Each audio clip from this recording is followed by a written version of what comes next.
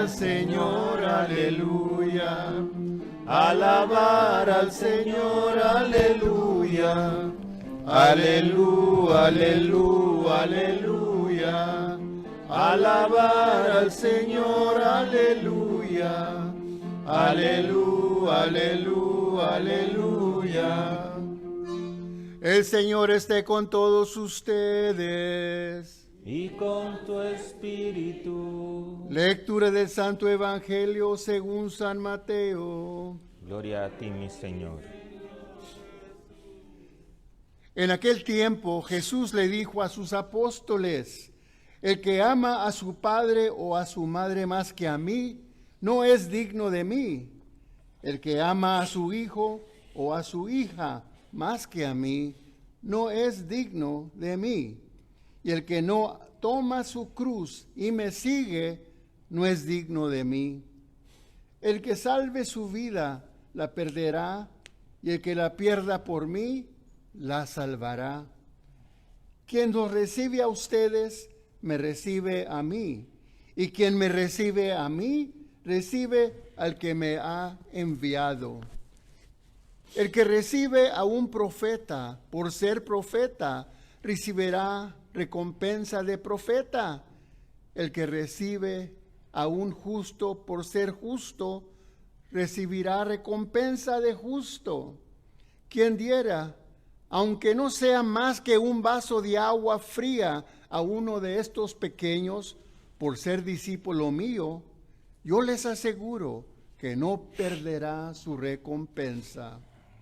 Palabra del Señor. Gloria y honor a ti, Señor Jesús.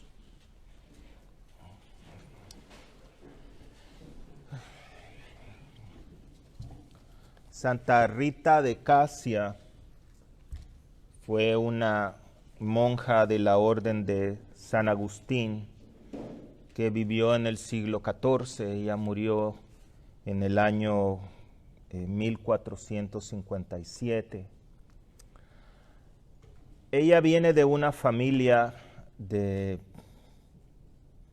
noble de esa época y frecuentemente cuando era pequeñita visitaba el convento y su mayor deseo era algún día ser monja. Monja de las Agustinas se llama la orden. Sin embargo, sus padres ya habían arreglado todo en relación a su vida y la habían comprometido en matrimonio con un hombre, noble, de una familia noble, su nombre era Paolo Mancini.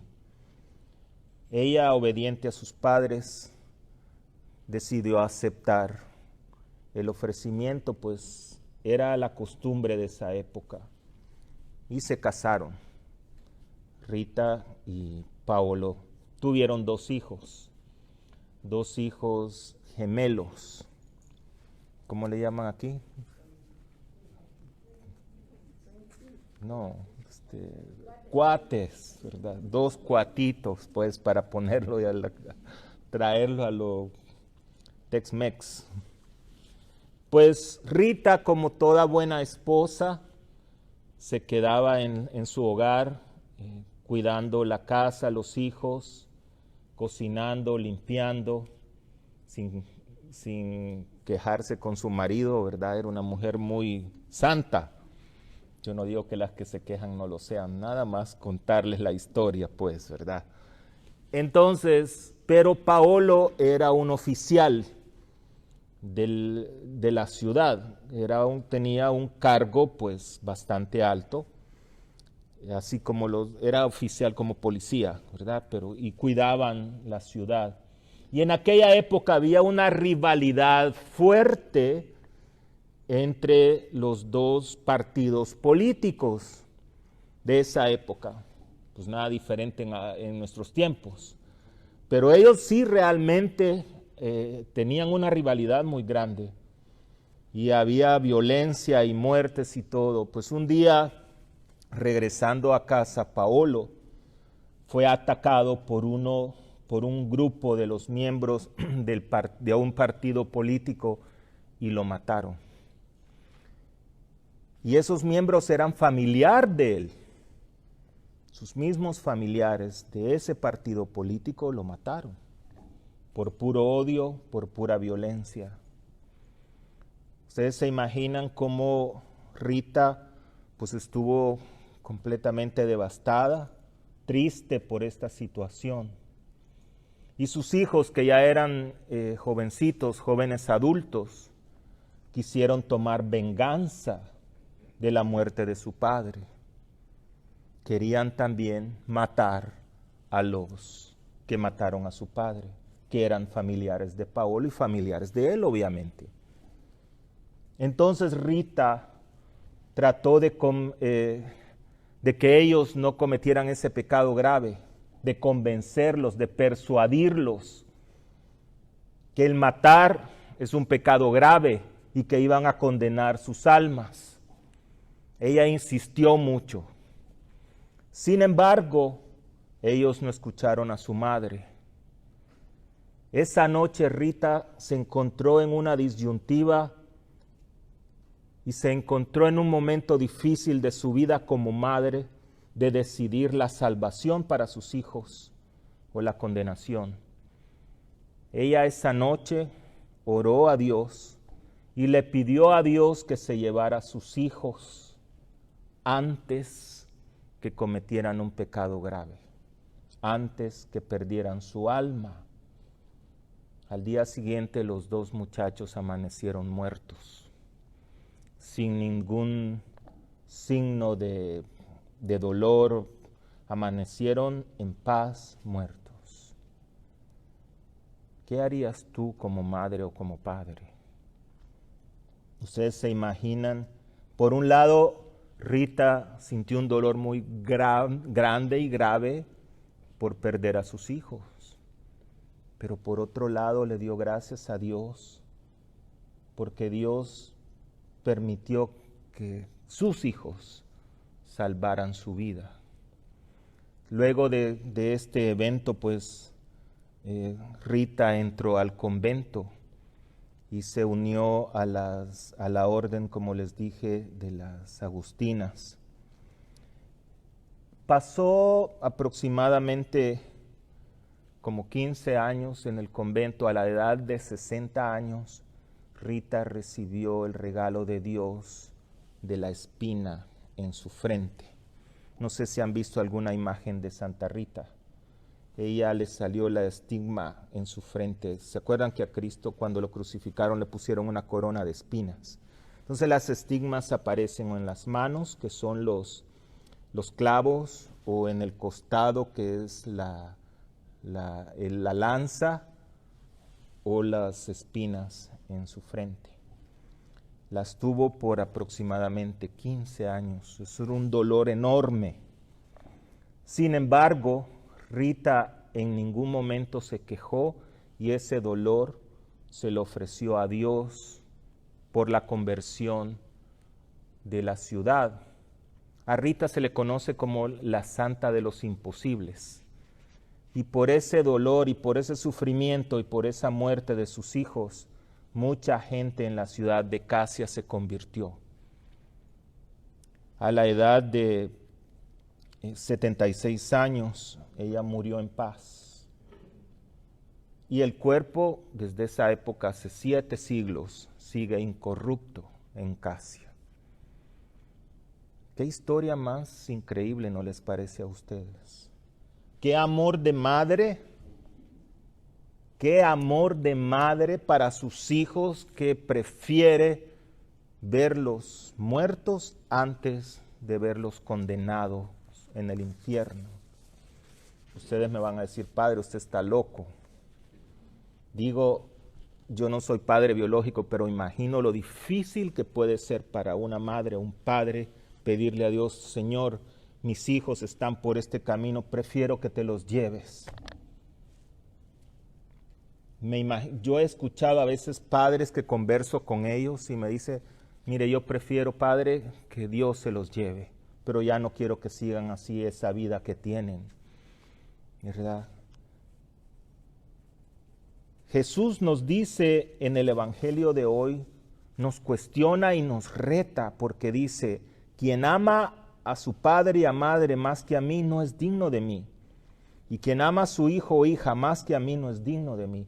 Fíjense que Jesús no está diciendo que no debemos de amar a la familia y que debemos de rechazarla. No está diciendo eso. Al contrario, Dios nos pide por medio del cuarto mandamiento que dice honrar a padre y a madre, amarlos, honrarlos, protegerlos y cuidar a toda nuestra familia, padres, hijos y la familia entera.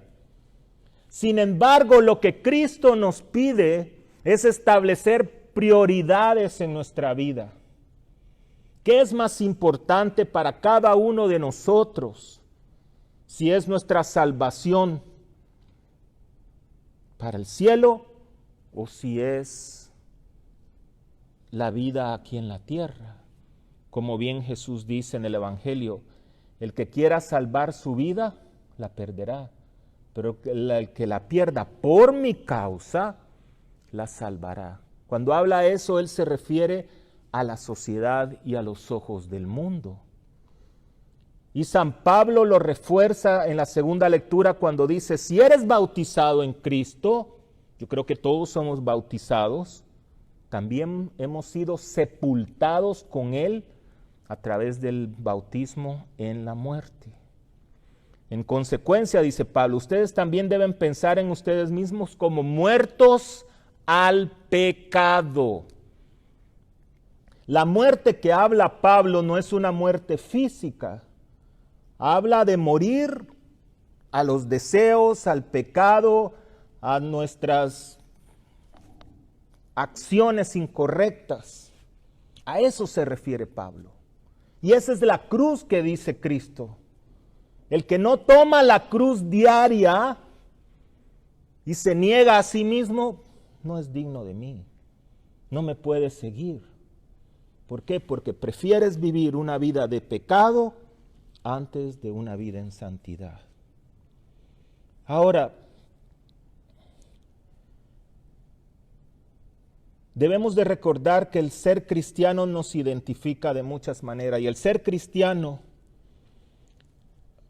no es únicamente ser parte de una parroquia o ser miembro de un ministerio. El ser cristiano también es alguien que ama a Jesús más que a otras personas y posesiones. El ser cristiano nos recuerda que tenemos una nueva identidad, que somos diferentes al mundo. Ahora, ¿cómo podemos medir,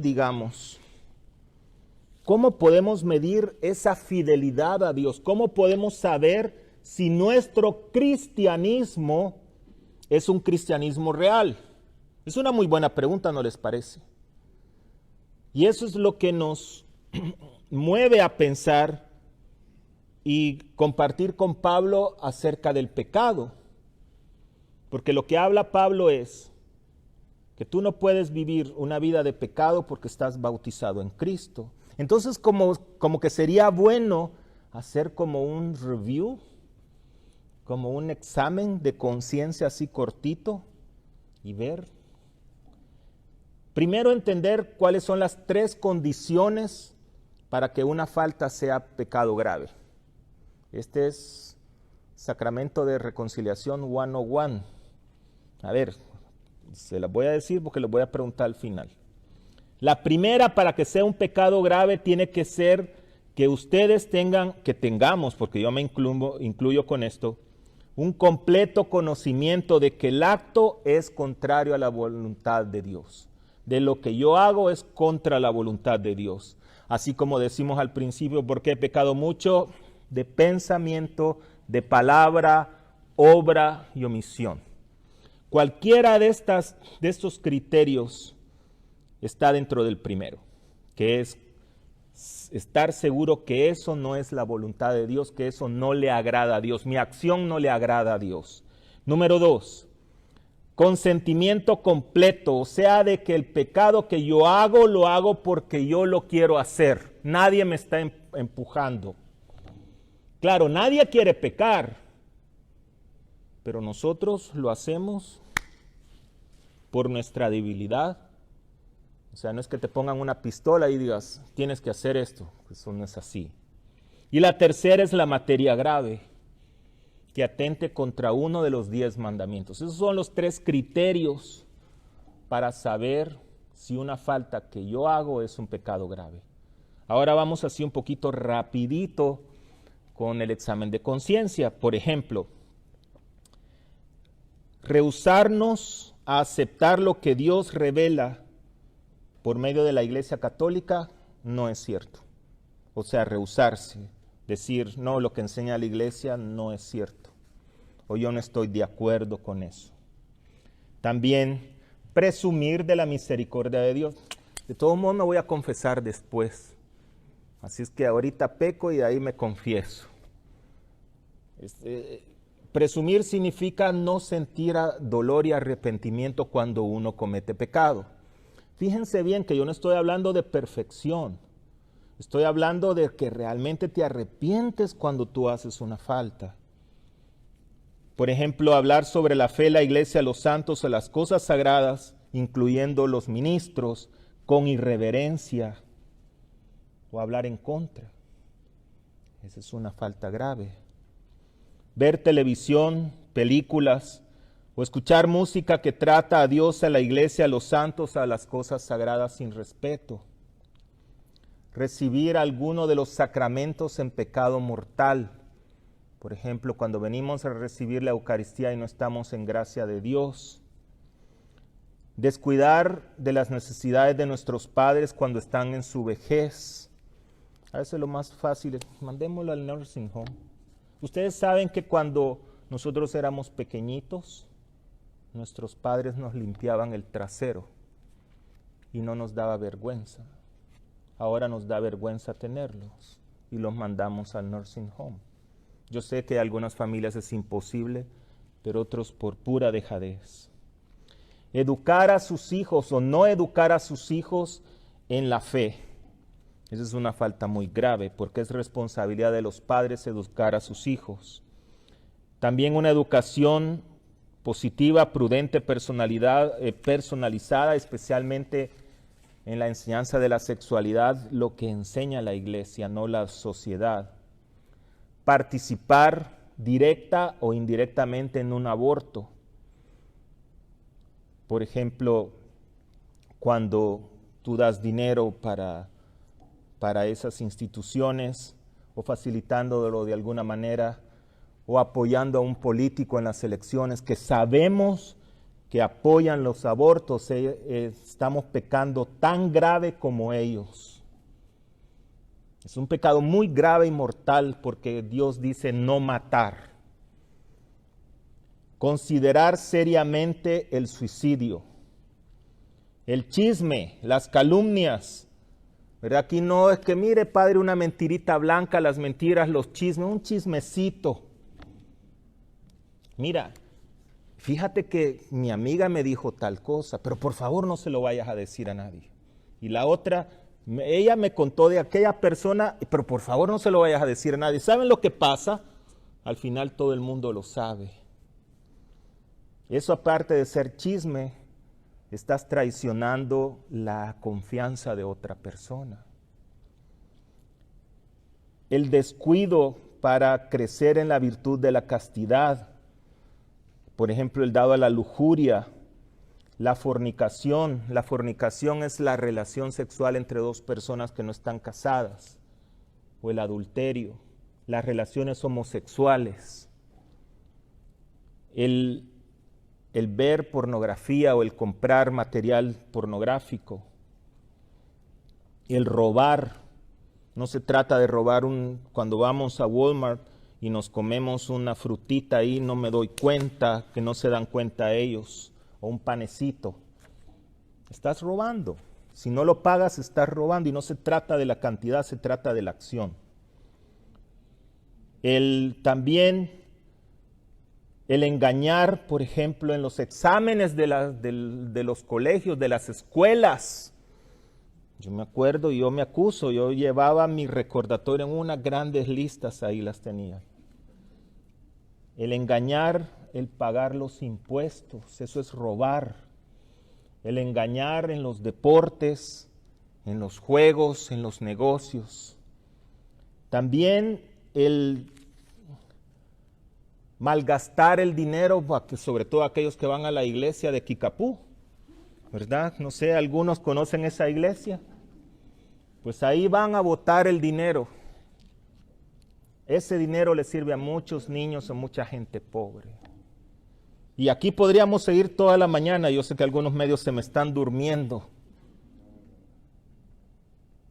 Pero es algo que nos debemos de cuestionar a nosotros. Pero la buena nueva es Jesucristo.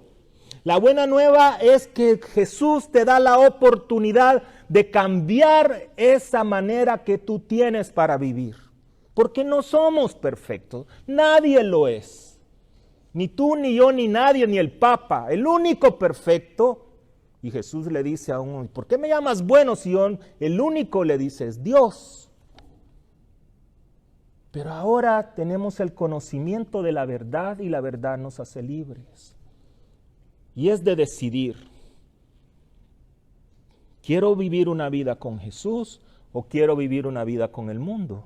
Pero ya sabemos las consecuencias. Y todo esto que he compartido con ustedes no es cuestión de si me parece, no me parece, estoy de acuerdo o no estoy de acuerdo. Eso no es así. Con Dios no estamos para negociar la vida que vivimos. Dios nos pide todo o nada. Este día pidámosle al Señor que nos ayude a cargar esa cruz, que posiblemente sea una cruz muy pesada, claro que sí. Pero eso no quiere decir que con Jesús el peso se hace menos difícil para llevar. Así es que, queridos hermanos, pensemos este día. A veces vas a tener que tomar decisiones familiares de decir qué quiero yo. Porque si yo apoyo a mi hijo, a mi esposo, a mi esposa, que saben que están haciendo algo mal, estoy en contra de Dios. Así es que por la intercesión de Santa Rita nos ayude a tener esa fortaleza.